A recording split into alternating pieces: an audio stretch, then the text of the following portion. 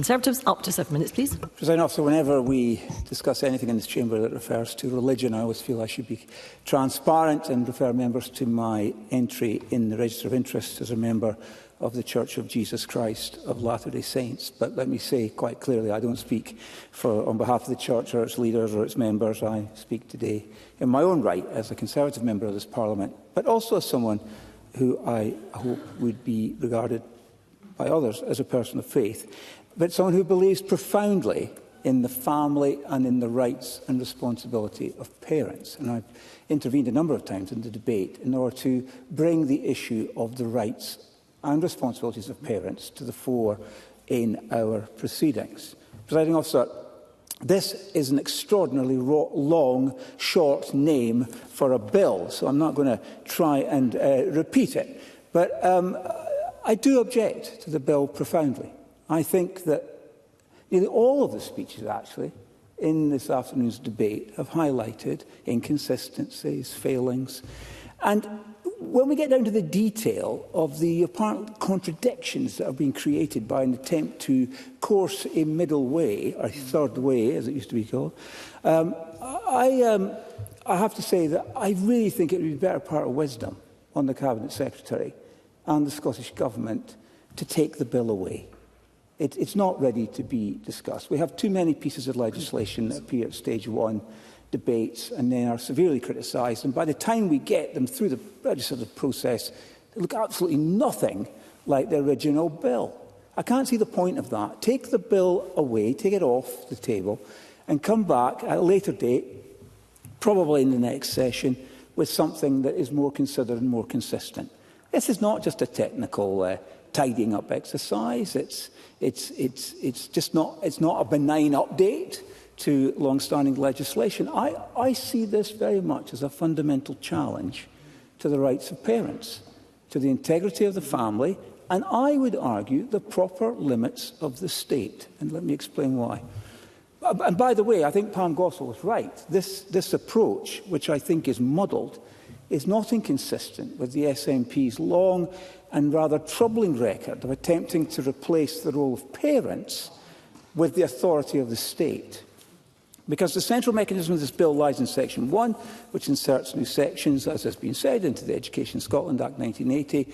But it does something unprecedented. It subjects the long-standing parental right of withdrawal from religious observance and religious and moral education to the veto of the child. Under this proposed bill, schools must inform the pupil that their parent has exercised the right to withdraw them and must tell the pupil they have a right to object. Now, if the child does object, regardless of age, regardless of maturity, regardless of parental conviction or responsibility, the parent's decision is simply set aside. And the withdrawal is, quote, not to be given effect to the extent of the pupil's objection. Presiding Officer, this is not listening to children, as is often the way that this particular treaty is dressed up. Of course I will. Martin Whitfield. I'm not sure that the description of the Act actually has been put there is accurate. Isn't the challenge that what you will end up with are two positions that effectively someone in the school is needing to arbitrate between? And the challenge is that the arbitrator is probably the last person who needs to be involved in trying to seek a decision of supporting the parents and their rights, or indeed the children and their rights.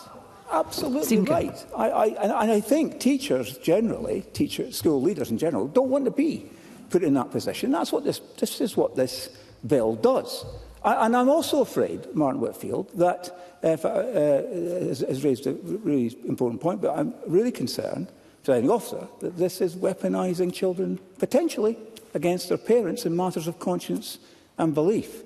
And it's inserting the state into the heart of family life, elevating the child's immediate preference above the parent's settled moral and spiritual responsibility. And as a Conservative, and as I've already said, a person of faith, I cannot overstate how alarming this is.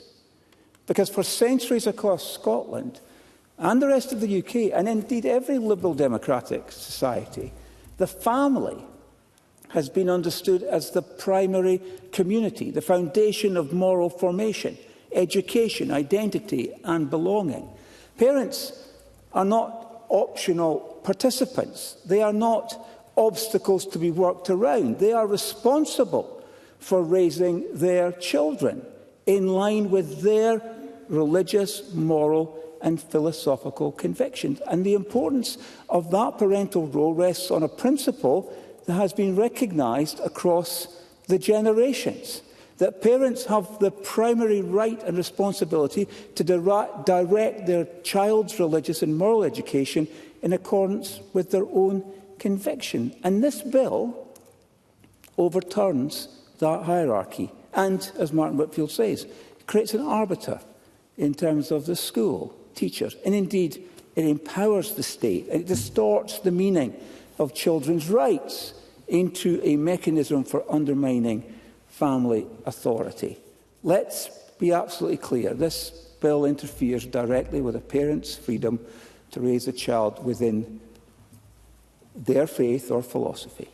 And for millions of people across Scotland, faith is not a private hobby. It's foundational to culture, identity, community and moral development. Now, if the government believes that somehow this principle should be undermined, it raises the inevitable question: where does this end? Because what this bill creates is not a limit. It's not limited to religious observance. It's not limited to RME.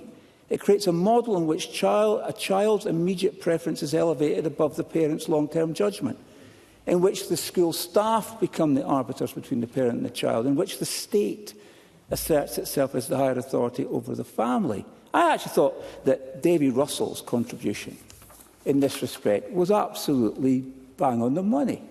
He injected a much-needed dose of reality into the proceedings of this Parliament, where he described what every parent knows about our children as they grow up. You know, they can be incredibly... adults can be very Mr. fickle. Kerr, could you please bring your remarks to a close? Adults You're over can your be time. very fickle, but I can agree with Davy Russell that children can be too. Well, look... Please conclude. You're over your time, Mr. Kerr. I am concluding. I am concluding by saying that Scotland's families don't need the state to sit in judgment over their values. This bill is wrong in principle, wrong in detail, and it's wrong as it stands for Scotland, and the Cabinet Secretary would be well advised to take it away before it ends up being challenged. We will now call the